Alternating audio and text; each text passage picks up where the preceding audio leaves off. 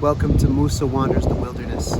Today we're at Canakkale, at the place where the Dardanelles, the ancient Hellespont, empties the Black Sea waters into the Aegean Sea, which in fact is part of the Mediterranean. So in a number of videos we've discussed where the two seas meet. And obviously that's from the Quran and dealing with Nabi Musa alayhi salam and the servant of Allah, or the friend of Allah, often thought to be Khidr alayhi salam, the green one, the verdant one. So in my journeys, we've done a number of videos related to where the two seas meet. Now, most Muslimin are going to think about this in terms of a historical location, or a historical geographic location, perhaps in Sinai, where the Gulf of Aqaba meets the Red Sea, down by Sharm el Sheikh and Dahab. That's one contender. There are a number of places that people have theorized where it may be. On a certain level, it doesn't matter because the story still holds much value and meaning within it. But one thing to consider is that that I've put out there a number of times is I believe that where the two seas meet is a thinking tool, and it's a means. It can be utilized for deep reading reality. So the two seas, it could be where the inner and the outer meet. It could be where the subtle and the obvious meet, or the visible and the invisible. So there are different levels. I'm expanding the literalism in a number of ways, expanding beyond geography and history. Those are still part of any analysis, but it can go beyond that very easily. So as in terms of, like, if we think geographically and we think about where the two seas meet, if we were trying to locate it, we could look at, say, where do two seas or two oceans meet? Are we talking freshwater and saltwater, or are we talking two saline seas? So perhaps the Mediterranean meeting the Atlantic over at Gibraltar in Europe, or across the way in Morocco. Are we talking about someplace like at Istanbul, ancient Constantinople, where at the Bosphorus, where the Black Sea is moving towards the Sea of Marmara and is joined with the Bosphorus. Now, when we talk about Nabi Musa, according to many legends, he was, after he left Misr, after he killed the Egyptian and went into the wilderness and started to have these experiences with Allah, like at the burning bush and whatnot, he spent time with Nabi Shu'aib alayhi salam, Jethro of the Bible, according to many. So Shu'aib, according to many of the ancient stories, was part of a group of people, the Midian people, that were engaged in trade for copper.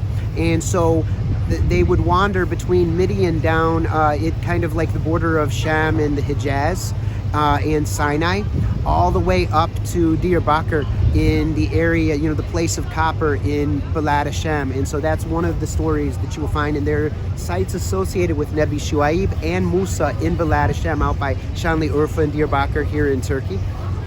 This is here at Canakkale, where the Dardanelles are bringing waters from the Black Sea and the Sea of Marmara and the Bosphorus down into the Aegean, which is actually part of the Mediterranean, and the Mediterranean is arguably an arm or an extension of the Atlantic.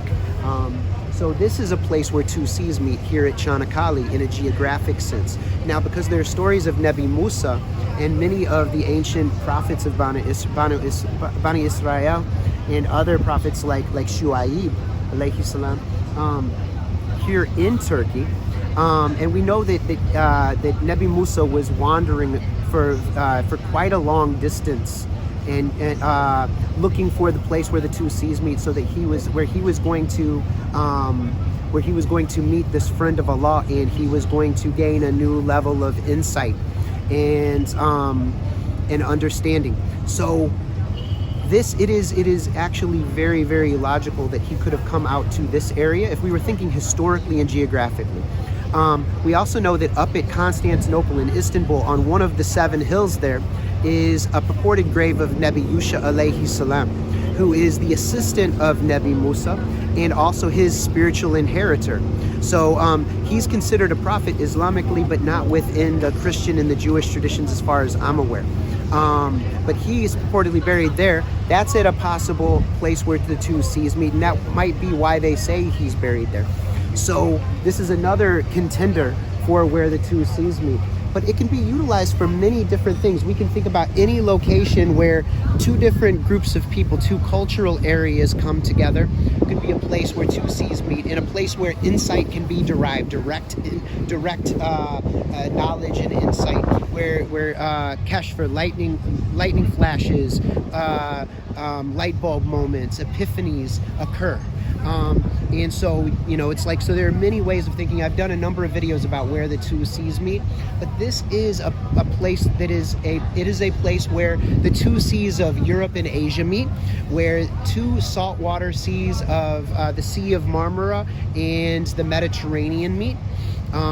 So this is a place of two seas in that sense. It's because it's a place of, historically, this was a place of Greek culture and then now Turkish culture. So a place where two cultures and peoples of ethnicities and linguistic groups meet. So it's a place of two seas meeting in a number of ways. And then because of the Black Sea connection, and we've got basically the Slavic world meeting the Turkic world, or the Slavic world meeting the Mediterranean world. So we can look at this as a place of two seas meeting in a number. It's a thinking tool.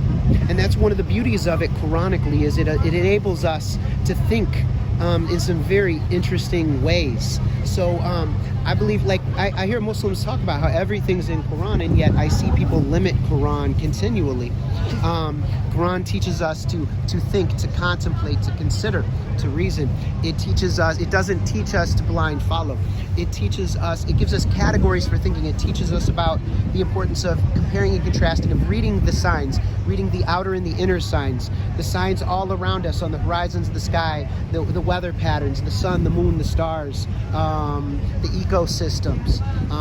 So it's teaching us how to read in a number of ways, and I would encourage us to think in this way. So when I'm talking about the place where two seas meet, one, I'm using Surah al Kahf as a means of thinking about this two seas category, or using this two seas category to think broadly about the world all around us and within us.